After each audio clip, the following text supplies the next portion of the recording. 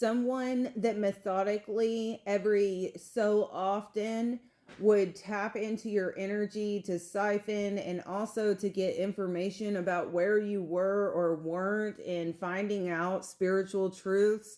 They would almost damper and do like damage control to make sure that you weren't really like believing in your own intuition. These little check-ins to throw you off. And it feels like at one point in time, you truly believed that this person was your person, only to find out that it was a karmic all along, okay? That you had let into your energy. But this person was an interesting karmic because this person, though they weren't necessarily your person, they were somebody that was soul lineage tied to you in like a soul family way. And this was a case where one feminine really used the other feminine, and that's what happened here. There's a lot of pain, and this is a really toxic relationship here. It feels like there is a masculine that has drawn the line in the sand here, especially astrally speaking, with this relationship. They find it to be perverse. They find it to be wrong. There's something that doesn't feel right about it. And the feminine energy being whoever's watching me, that's the feminine, or whoever's attached to the feminine that this is about, has finally kind of gotten the visual that this person's never going to step into that emperor role, that the emperor is someone else.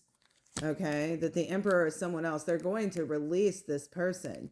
And it feels like this person, they had a pretty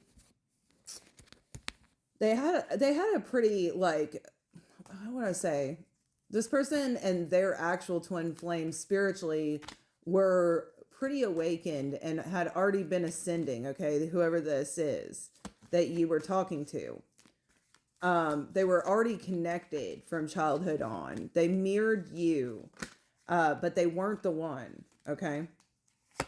And it feels like a lot of your relationship that you had with the person you're being asked to let go of, this karmic, was a means for you to see a past life lover within their eyes. And this is what I call, as a reader and as a person, stolen moments.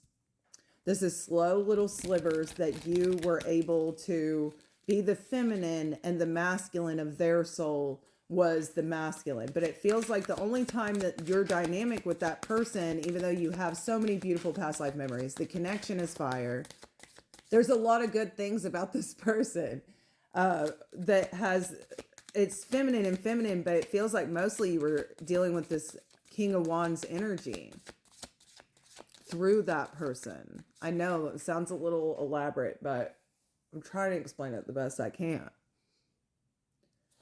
Divine counterparts are two bodies tied with energetic cords. And the cords, you, as a divine counterpart, with your own counterpart, you can actually go through those cords and join your person. So whoever you are, when you were dating this karmic who's a feminine, the masculine knew it was a karmic situation, so they would come in, and you were actually dating the masculine side of the soul in that vessel. And now whether either of the twin flames knew that they were doing that or not is yet to be known. About, really, it hasn't come out that they had a knowledge. But it's like the king of the masculine energy of the twin flame pairing has released this connection. And it feels like they were really holding on tight. They were really holding on tight. They kept it coming back. They kept you in this hope mode that you and this person could work it out, that you could really be okay. But it gave a lot of anxiety because this person was never consistent, because it was always something going, it was an energy about them. It wasn't who they really were, their side of things. And so the more you went on, the more the both of you were being forced into something you weren't in one way or another. And the whole soul really needs to date each other in the right ways, not in the karmic ways, if you guys are going to date outside of your twin flame relationship.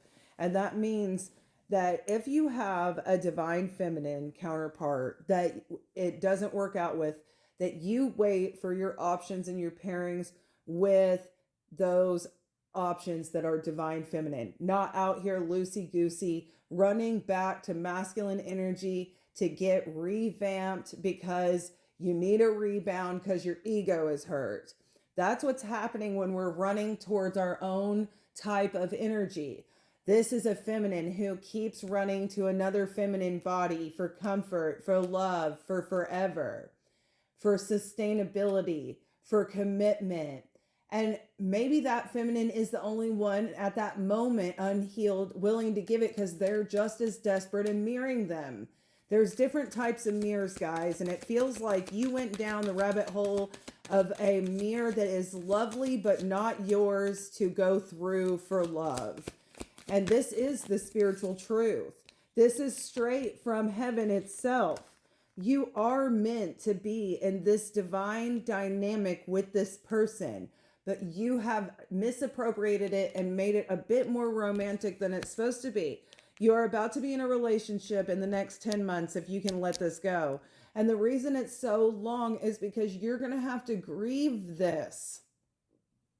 This is something you were truly connecting to this person's masculine. You were truly in love with that whole soul. And you are going to have to grieve that connection because whoever the masculine of that pairing is cutting this connection off now. And you can't go back. This is authority coming through. It is backed by the Hierophant. It is backed by the High Court. It is backed with a lot of love for longevity because you are eternal soulmates. And there's an emperor here that is ready to pursue as soon as you heal this part of you that is so scared to let in love for masculine energy, always hiding out in the feminine area and the feminine tent. But it's going to come sneaking up on you. And we have the Two of Cups too. The Six of Cups, the Two of Cups, and the King of Cups. Honey, this is your match coming in for this lifetime. And it happens to be your kingdom spouse.